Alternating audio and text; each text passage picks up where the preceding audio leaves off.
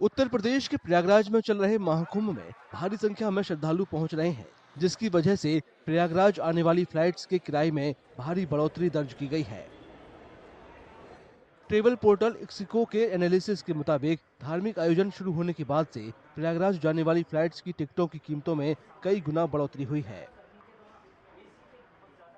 There are obviously sectors where the supply is a constraint. Let's say Bhopal to Prayagraj, right? Those flights are now reaching upwards of 15,000 odd rupees. And even on key dates, which are the auspicious bathing dates, there also we are seeing, let's say, a flight from Mumbai to Prayagraj costing upwards of 15 to 20,000. Because at the end of the day, a lot more people want to travel to Prayagraj, and there are only a limited number of flights that go to Prayagraj. So if anyone is planning to travel, they should definitely plan and book it today itself to avoid higher fares. Ixigo के analysis में ये भी कहा गया है कि भोपाल और प्रयागराज के बीच चलने वाली फ्लाइट्स की टिकटों की कीमतें पिछले साल के मुकाबले काफी बढ़ी हैं। पिछले साल जनवरी के वक्त जो कीमत 2,977 रुपए थी, वो अधिकतम 498% बढ़कर 17,796 रुपए हो गई है। एनालिसिस से पता चला है कि साल दर साल के आधार पर 13 जनवरी से 26 फरवरी के बीच प्रयागराज के लिए फ्लाइट की बुकिंग में 162% का उछाल आया है। कुछ ट्रेवल इंडस्ट्री एक्सपर्ट ने सरकार से हवाई किराए पर अपर लिमिट लगाने की अपील की है।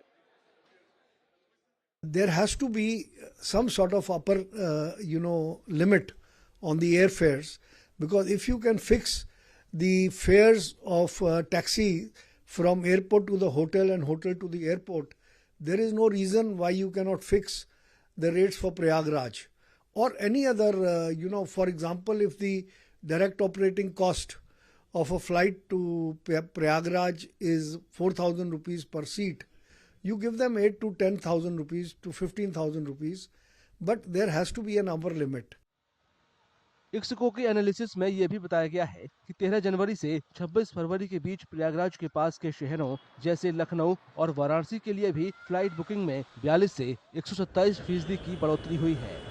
कई एक्सपर्ट्स फ्लाइट बुकिंग में बढ़ोतरी की वजह प्रयागराज के लिए बेहतर हवाई कनेक्टिविटी को मानते हैं, क्योंकि अब देश भर में 20 से ज्यादा जगहों से सीधी और वन स्टॉप फ्लाइट मौजूद हैं, जबकि पिछले महाकुंभ के दौरान दिल्ली से केवल एक ही उड़ान मिलती थी। फ्लाइट के अलावा महाकुंभ की अवधि के दौरान प्रयागराज के लिए ट्रेनों की बुकिंग में भी उछाल आया है।